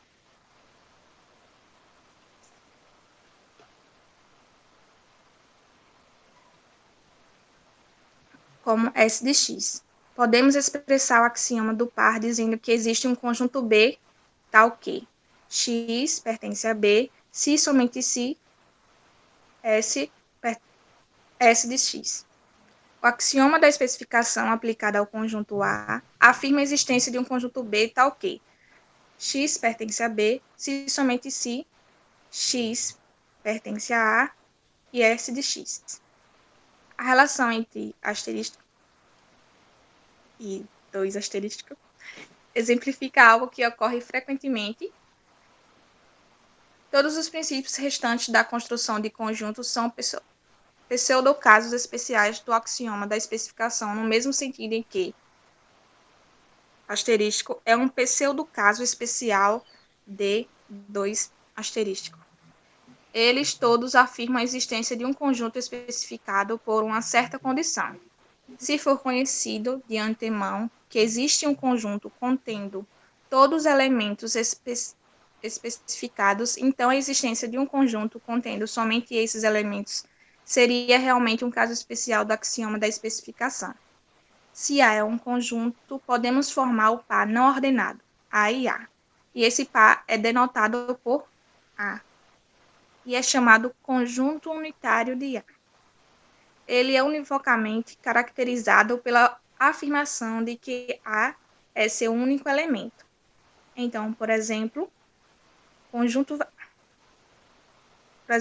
vazio e conjunto vazio. É assim? São conjuntos muito diferentes. O conjunto vazio e o conjunto que tem elemento, o conjunto vazio. Aproveitando a pausa, tem como reler o parágrafo depois do X pertence a B, se somente se X pertence a A e S de X? O que vem depois disso? Esse aqui? Tem. É a relação entre X pertence a B se somente S de X e... Aí ele coloca... Velho, não gostei desses asteriscos, não. Tem como explicar? Vamos lá, então. Deixa eu dar uma lida, então. Se temporariamente nos referimos à sentença x igual a A ou x igual a B,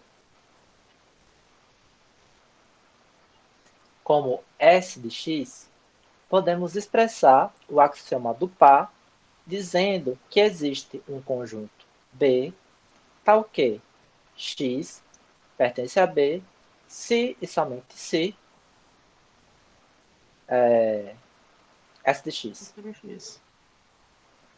O axioma da especificação aplicado ao conjunto A afirma a existência de um conjunto B tal que x pertence a B se e somente se x pertence a A e S de x. Então, o que ele está fazendo, eu acho? Ele está, primeiro, como pode dizer, pegando e derivando isso aqui, vou colocar essa palavra, a partir do axioma do par, e depois ele está relembrando essa sentença aqui a partir do axioma da especificação. E ele está agora discutindo a relação entre os dois. Certo. Certo? Ok. Agora... Pode dizer, Mari. O problema é com o parágrafo que vem depois disso. Certo. A relação entre asterisco, ou seja, essa afirmação de cima, e asterisco, que é essa daqui de baixo, exemplifica algo que ocorre frequentemente. Todos os princípios restantes da construção de conjuntos são pseudo-casos especiais do axioma da especificação, no mesmo sentido em que asterisco é um pseudo-caso de asterisco. Ou seja, ele está querendo dizer que todos os outros casos que você vai criar um conjunto, né, definir um conjunto, vai ser sempre um caso especial do axioma da especificação. E ele ainda afirma em adição que esse aqui de cima é um caso especial desse aqui de baixo. Tá? Ou seja, o axioma do par é um caso especial do axioma da especificação. Tá. Ok. Acho que foi. Eles todos afirmam a existência de um conjunto especificado por uma certa condição. E se for conhecido de antemão que existe um conjunto contendo todos os elementos especificados, então a existência de um conjunto contendo somente esses elementos seria realmente um caso especial do axioma da especificação.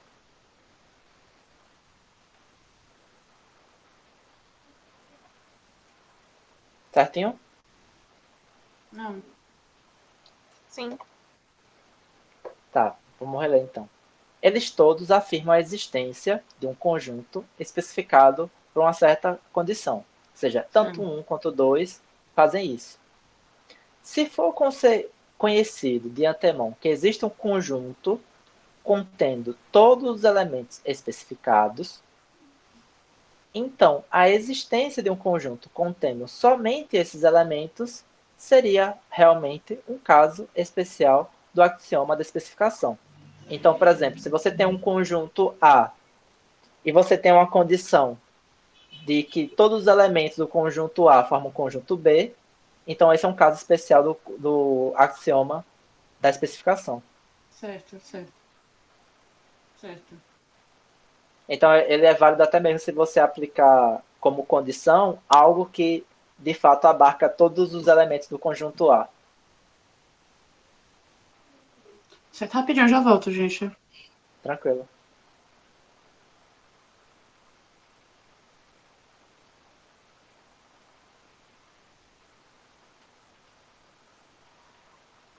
E aí, Ryan, tá gostando da reunião de hoje? Eu tô gostando. Sei lá, eu gosto de estudar logo. É um assunto bem interessante, né? Esse negócio de teoria dos conjuntos. Pessoa Agora, que tava me parindo aqui em casa, eu não tava conseguindo prestar atenção. entendi.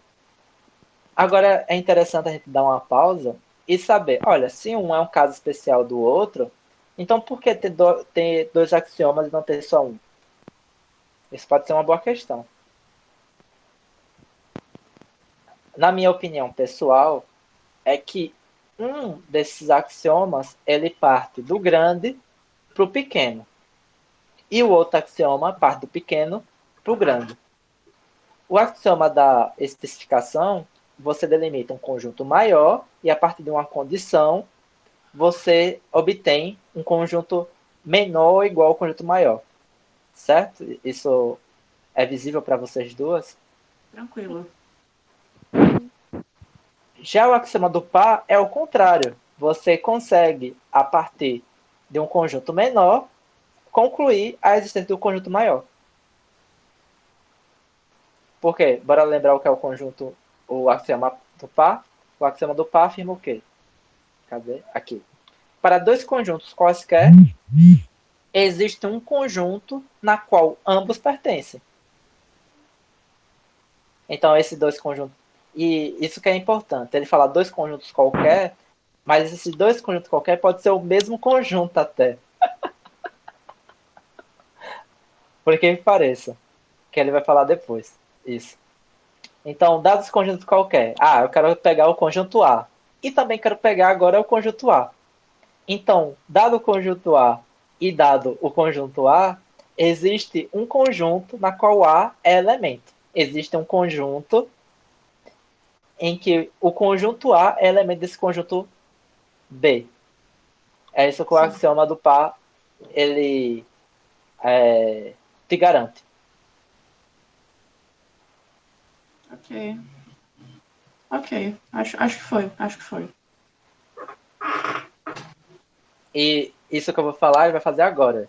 Se A é um conjunto, podemos formar o par não ordenado A. Esse par é denotado pelo conjunto cujo único elemento é o conjunto A. E é chamado conjunto unitário de A. Agora, por que teve essa transformação de A para somente A?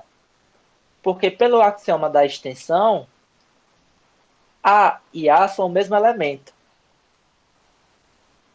Então, como é um conjunto não ordenado, é como se eles só possuíssem um único elemento. Por isso que é um conjunto unitário.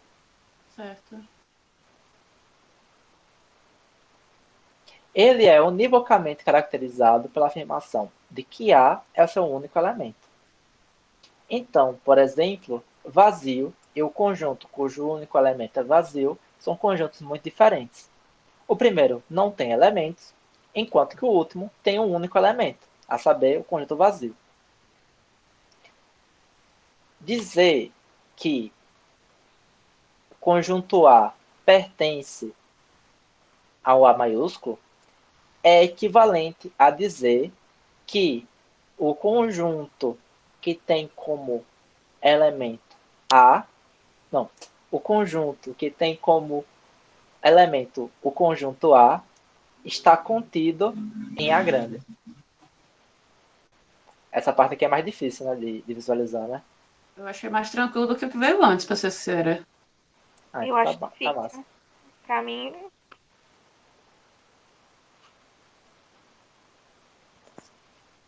O que, Rayane? Eu achei mais complexo pensar nesse que o conjunto unitário de A pertence a A e o outro A pertence a A. É como se fosse dois elementos, dois conjuntos. Não sei. São dois conjuntos diferentes. O primeiro é o conjunto A e o segundo é o conjunto que tem como elemento o conjunto A. Que pertence ao conjunto A grande, é isso? Então, exatamente.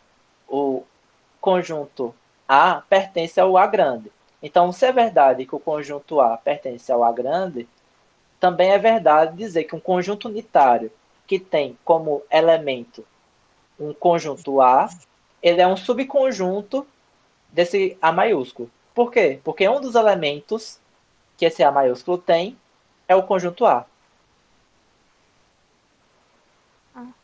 Acho que eu entendi.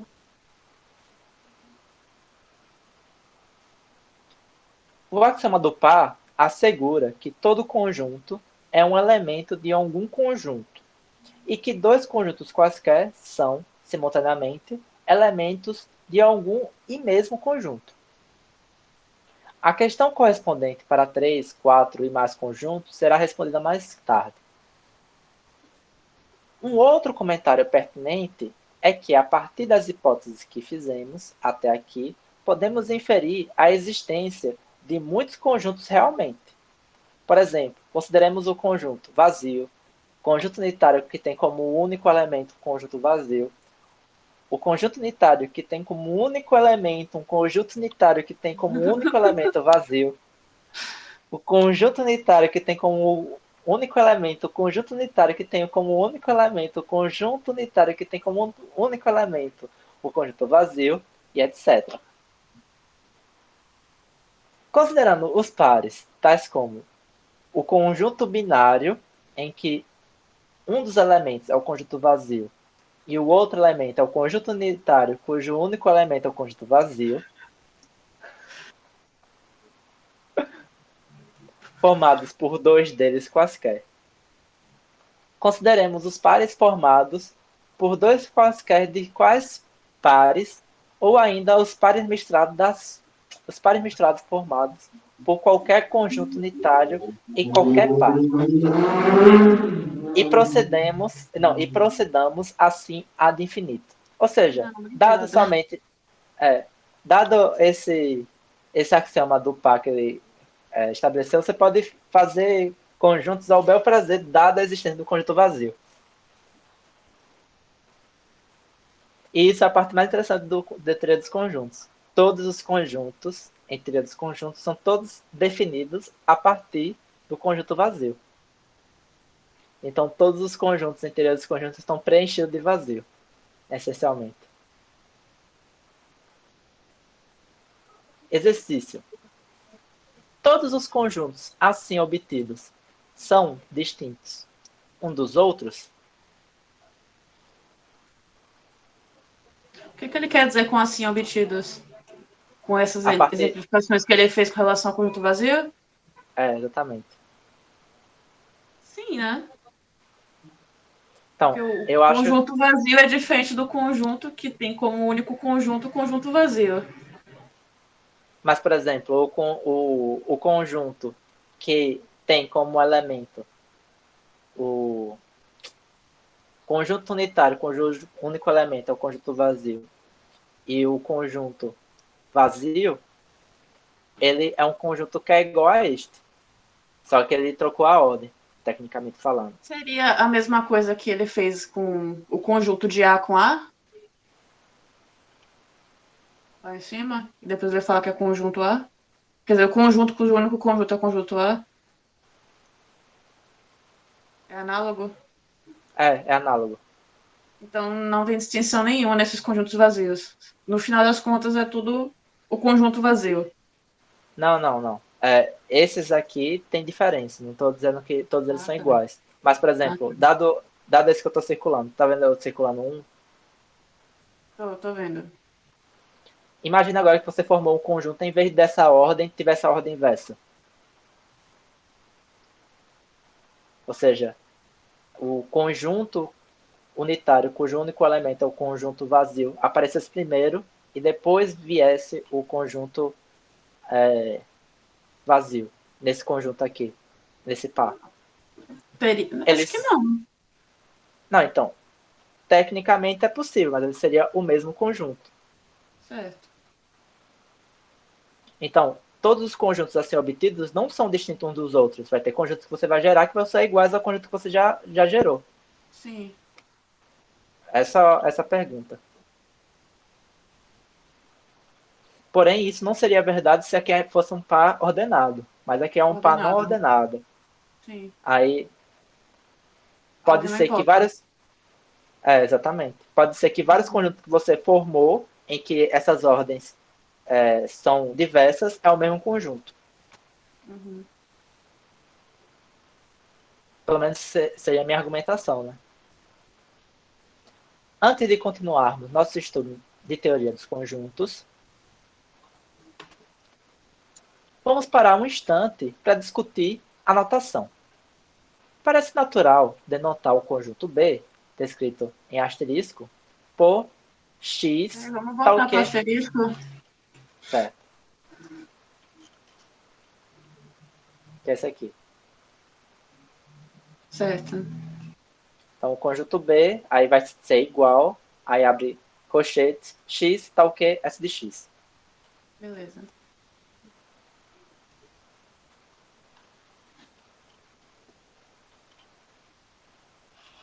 Por x tal que S de x. No caso especial que estava sendo considerado, vai ser x tal que x igual a A ou x igual a B, que é igual ao conjunto que tem como elementos A e B. Usaremos este simbolismo quando for conveniente e permitido fazê-lo. Se, isto é, S de x é uma condição sobre x, tal que o x que S de x especifica constitui um conjunto, então podemos denotar este conjunto por x tal que S de x. Então, são os x para qual vale, ou para qual é verdadeira, uma determinada condição.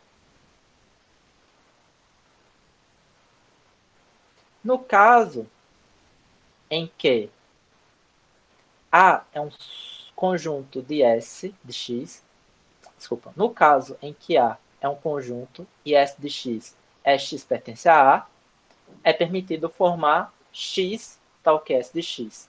De fato, x tal que x pertence a A, que é igual ao próprio conjunto A. Se A é um conjunto e Sx uma sentença arbitrária, é permitido formar x tal que x pertence a A e S de x. Este conjunto é o mesmo que x pertence a A tal que S de x.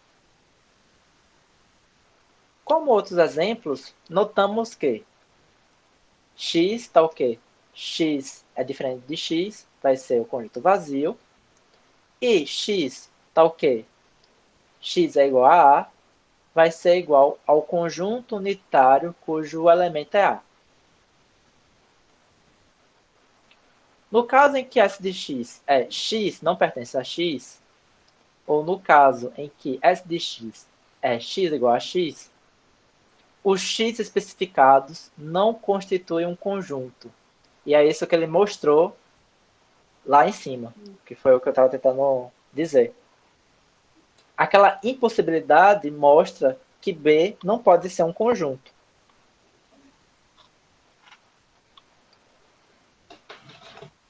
Certinho? Deu para fechar a informação com a sessão anterior? Deu sim, deu sim. Pra mim deu, pelo menos. Sim, sim. Acho que eu peguei. Porque Está ali no lugar, mas eu espero que fique em algum momento. Sim. É porque o argumento fez a gente inferir o seguinte: dado o axioma da especificação, que diz o seguinte: dado um conjunto maior, você especifica os elementos que vai formar um conjunto menor dentro desse conjunto maior, você consegue formar um conjunto em que existe um elemento que não estava no conjunto maior. E isso é impossível, dado o axioma da especificação.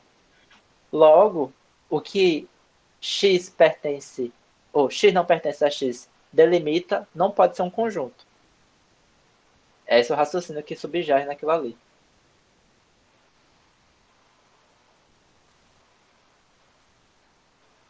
Ah, e para concatenar. Agora, tipo, se x é diferente de x, constitui conjunto vazio, o conjunto vazio constitui o conjunto. Não? Como assim? Desculpa, pode dizer de novo? Ele falou que. Ah, não, eu viajei. Deixa pra lá. Esqueça a Porque página. Bola pra frente, nada aconteceu.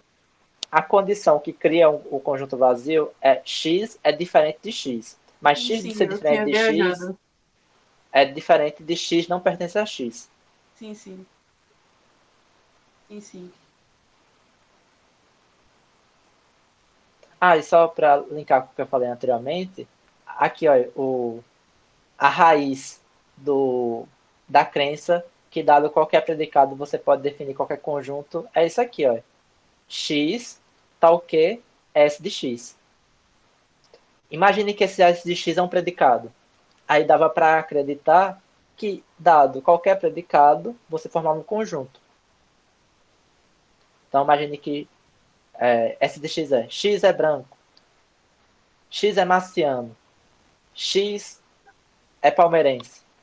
Então faz acreditar que qualquer predicado delimita um conjunto. É essa forma aqui que está, como pode dizer, é a herdeira dessa concepção. Só que aí mostrou que, por exemplo, isso aqui não pode definir um conjunto. Por isso que eles já estão excluindo aqui, não constitui um conjunto. E nem x igual a x também, não pode constituir um conjunto. Apesar da máxima que diz que nunca se tira alguma coisa do nada, parece um pouco severo dizer que certos conjuntos não são realmente conjuntos, e mesmo que seus nomes nunca devem ser mencionados. Alguns tratamentos da teoria dos conjuntos tentam amenizar essa calamidade fazendo uso sistemático de tais conjuntos ilegais, mas não os chamando de conjuntos. A palavra usual é classe. Uma explicação precisa do que as classes sejam realmente e como elas são usadas é irrelevante no presente tratamento. Intuitivamente falando, uma classe pode ser identificada como uma condição sentença ou antes como a extensão de uma condição. E aqui entramos em tentativas de solução desse paradoxo, Eu que é acho justamente interessante que ele é super seco escrevendo, mas aí tem horas que ele é super eufórico. Calamidades. Severo. pois é, bem bacana esse livro, né? Sim. Acho que por hoje a gente pode terminar aqui, não? Sim, sim. Então vou encerrar a gravação. Peraí,